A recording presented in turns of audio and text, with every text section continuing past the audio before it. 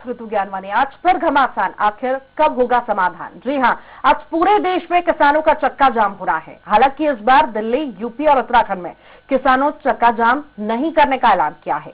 पिछले 2 महीने से भी ज्यादा वक्त से किसान आंदोलन कर रहे हैं। सरकार से कई दौर की बातचीत के बाद भी समाधान होता दिखाई नहीं दे रहा। किसान संगठन कृषि कानूनों को वापस लेने पर अड़े हैं तो सरकार बीच का रास्ता खोज रही है। ऐसे में सवाल यही है कि आखिर किसानों के साथ हो रहे इस घमासान का समाधान कब होगा? हमारे साथ विनोद भी जुड़ गए हैं। विनोद, अभी क्या स्थिति, किस तरह की तैयारियां कांग्रेस की तरफ से और किसानों की तरफ से की गई है चक्का जाम करने की, प्रदर्शन करने की?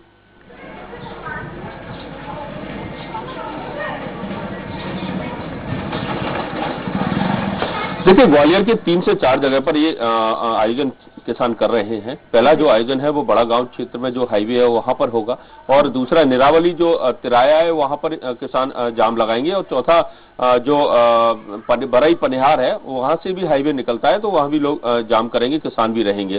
कांग्रेस से तमाम दिग्गज नेता और कार्यकर्ता बड़ा गांव पहुंचेंगे, जहां पर किसानों के समर्थन में वो धरना भी देंगे सड़क पर, और इसके साथ जो जाम कराया जाएगा उस जाम में सहयोग करेंगे।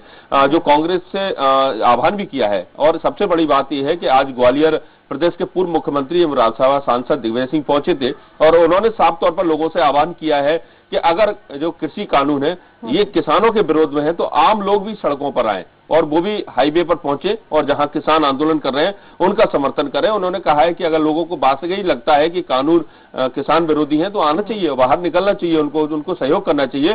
कांग्रेस तो अपनी तरफ से ये सहयोग कर ही रही है, लेकिन आम लोगों को आए ताकि सरकार को ये पता लगे कि भाई किसानों के साथ साथ आम लोगों को भी ये पता चल गया है कि ये जो कानून है ये किसान विरोधी है। साथ ही उन्होंने जो नरेंद्र सिंह तोमर ग्वालियर पहुंचे, उन्होंने आह्वान भी किया कि लोग सड़कों पर उतरे, प्रदर्शन करें, चक्का जाम करें, अगर ये नहीं पसंद है कानून तो विरोध करें। इसका असर कितना दिख रहा है दिग्विजय सिंह पहुंचे तो?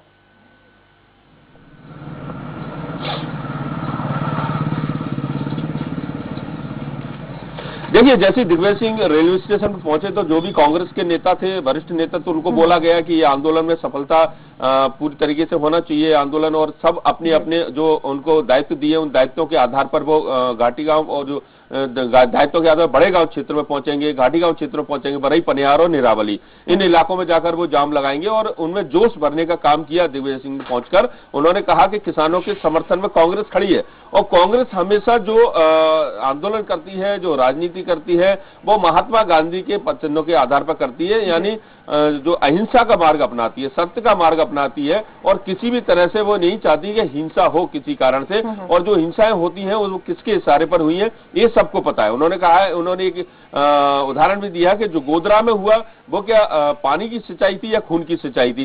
तो इस तरह के कई उन्होंने उदाहरण दिए। साथ ही उन्होंने कहा कि किसानों को किसी भी तरह से वो ना समझे कि वो अकेले हैं, कांग्रेस उनके साथ खड़ी है, और ये जो आंदोलन है उसमें कांग्रेस बात करेंगे। विनोद, मैं इसी पे आने वाली थी, पहले धीरेन्द्र से भी जान लेते हैं रायपुर में कैसा माहौल है। धीरेन्द्र, कैसा माहौल वहां पर देख रहे हैं? सरकार भी कांग्रेस की है वहां पर, और आह्वान भी कांग्रेस की तरफ से किया जा रहा है सड़कों पर उतरने का। किसान भी इस बिल के समर्थन में नहीं है, कैसा माहौल देख रहे हैं आप? बिल्कुल ऋतु, क्योंकि ये बड़ा आंदोलन होने जा रहा है और छत्तीसगढ़ में कांग्रेस की सरकार है, लिहाजा इसमें एक प्लस चीज ये भी है कि आज कांग्रेस की बड़ी बैठक है। कांग्रेस के जो बड़े राष्ट्रीय नेता हैं, छत्तीसगढ़ प्रभारी पीएल पुनिया छत्तीसगढ़ के दौरे पर हैं, राजीव भवन में वो कांग्रेस के नेताओं से मिलेंगे। लिहाजा रायपुर में इस वक्त कांग्रेस के कई बड़े नेताओं की आमद है। काफी बड़ी तादाद में यहाँ पर कांग्रेस के जो शीर्ष नेतृत्व के लोग हैं उनकी मौजूदगी रायपुर में है, और जिस प्रकार से चक्का जाम को लेकर ऐलान किया गया है, कांग्रेस ने उसे समर्थन दिया है। इस बात के बिल्कुल अंदाज हम लगा सकते हैं कि इस आंदोलन में कांग्रेस के बड़े नेताओं की मौजूदगी होगी। हालांकि आधिकारिक तौर पे ऐसा कुछ बताया नहीं गया है कि कांग्रेस के कौन से बड़े नेता किस जगह पर जाकर आंदोलन में शरीक होंगे, लेकिन इस बात का अंदाजा है कि अगर कांग्रेस के बड़े नेता इस चक्का जाम में शामिल होते हैं तो काफी बड़ा और काफी सफल चक्का जाम होगा। मैं आपको बताऊं कि रायपुर में लगभग ये धमतरी का जो रूट है, बोरिया खुर्द का, वहां पर बड़ा चक्का जाम होगा। उसके अलावा आरंग का जो क्षेत्र है, रोकना चाहूंगी। यहाँ पर हमारे साथ किसान कांग्रेस अध्यक्ष जुड़ गए हैं, दिनेश गुर्जर जी, बहुत स्वागत है आपका। जी नमस्कार मैम। चक्का जाम होने जा रहा है, कुछ ही देर बाकी है, किस तरह की तैयारियां? देखिए, चक्का जाम आम किसान कर रहे हैं, उसमें कांग्रेस उनका साथ दे रही है, और ये नैतिकता और धर्म बनता है कांग्रेस का कि इस दुख की घड़ी में जिनमें किसानों के अधिकारों को छीनने का काम भारतीय जनता पार्टी कर रही है। उसकी लड़ाई कांग्रेस किसानों के साथ लड़ रही है और लड़ेगी। जी, किसानों ने तो साफ तौर पर सर कह दिया था कि हमें तो किसी का समर्थन नहीं चाहिए, हम अकेले ही काफी हैं। देखिए, ये तो किसानों का साहस है, किसानों का साहस है। उस देश के अंदर आजादी से लेकर भारत के निर्माण में किसानों का योगदान, त्याग, बलिदान रहा है जी।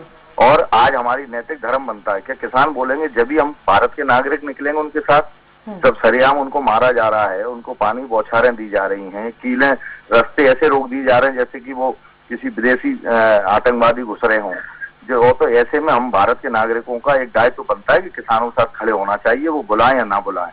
इसलिए हम कांग्रेस के लोग उनके साथ खड़े हैं और खड़े रहेंगे। पर सर, चक्का जाम करके लोगों को परेशानी नहीं होगी क्या? देखिए, परेशान तो वहां नहीं हो रहा कि आदमी यहाँ कीलें ठुक रही हैं और पूरा तरीके से जाम लगा दिए, बैरिकेड लगा दिए, वहां पर पब्लिक को परेशानी नहीं हो रही जहाँ केंद्र की सरकार ने बैरिकेड लगा रखे जी। और अगर 3 घंटे से जनता परेशान हो रही है तो जनता की लड़ाई तो लड़ रहे हैं। कल जो महंगाई बढ़ेगी जमाखोरी से और किसानों की जो फसलें सस्ते दामों में बिकेंगी, उससे जनता को नुकसान नहीं होगा।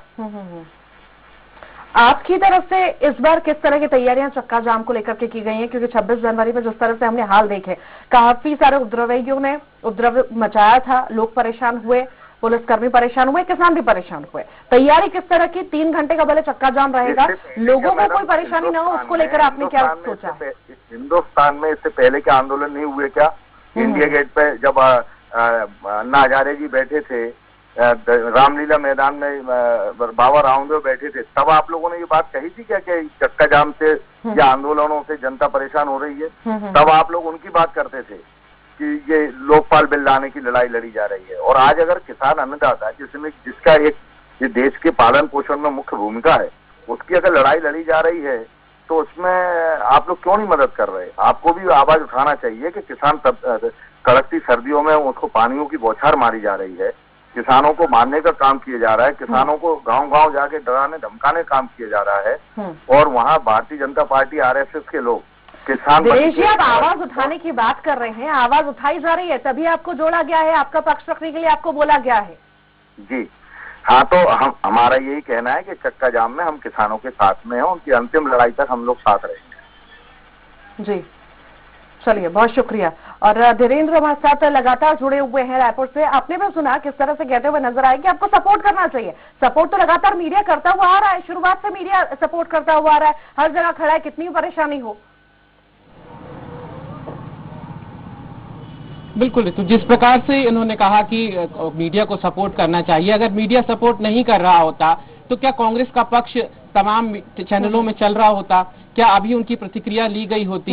निश्चित तौर पर किसानों की जो समस्या है उसे लेकर लगातार मीडिया ने ही तो कवरेज किया है, तब जाकर यह विषय राष्ट्रीय स्तर पर इस हद तक पहुंचा हुआ है। तमाम प्रकार की सबका पक्ष रखा है, किसानों का और कांग्रेस का भी। मुद्दा सिर्फ इसलिए यहाँ पर गंभीर हो जाता है कि अगर ये विशुद्ध तौर पर किसानों का आंदोलन है तो इसमें राजनीतिक दलों की भूमिका आखिर किस हद तक होनी चाहिए, और राजनीतिक दल अगर किसी आंदोलन में शरीक होते हैं तो उनकी जिम्मेदारी कितनी होती है उस आंदोलन को शांतिपूर्ण तरीके से सुचारू तौर पर संचालित करवाने की। तो बस यही एक महजिक सवाल है और मीडिया ने अपनी भूमिका बाकायदा यहाँ पर निभाई है। लेकिन फिर भी एक बात ये भी है कि जिस प्रकार से कांग्रेस ने इस पूरे आंदोलन को समर्थन किया है, इस बात को भी स्पष्ट किया जाना चाहिए कि जिस प्रकार से संसद में भी गतिरोध बना रहा, सरकार और विपक्ष के बीच बातचीत जो होनी चाहिए वो भी एक टेबल पर, फोरम पर नहीं है। किसानों की ओर से भी और सरकार के बीच भी बातचीत की स्थिति अभी सहज नहीं है। लिहाजा इस आंदोलन की आगे जाकर क्या स्थिति होगी उसको लेकर एक विचार होना चाहिए और इसमें विपक्ष की भूमिका भी महत्वपूर्ण होनी चाहिए। लिहाजा फिलहाल ये जो आंदोलन चल रहा है उसको लेकर मीडिया की भूमिका बेहद ही सकारात्मक रही है कई फोरम पे। धीरेन्द्र, ये 3 घंटे के प्रोसेस में क्या कुछ रहेगा, इमरजेंसी सेवाओं के लिए क्या रहेगा और सुरक्षा के किस तरह से इंतजाम किए गए हैं? देखिए, जिन क्षेत्रों को किसानों ने जो ऐलान किया है, जैसे यहाँ धमतरी में बोरिया खुर्द का क्षेत्र है, आरंग में रसनी का क्षेत्र है और इस प्रकार से 2-3 क्षेत्रों को आइडेंटिफाइड किया है जहां किसानों का आंदोलन होगा।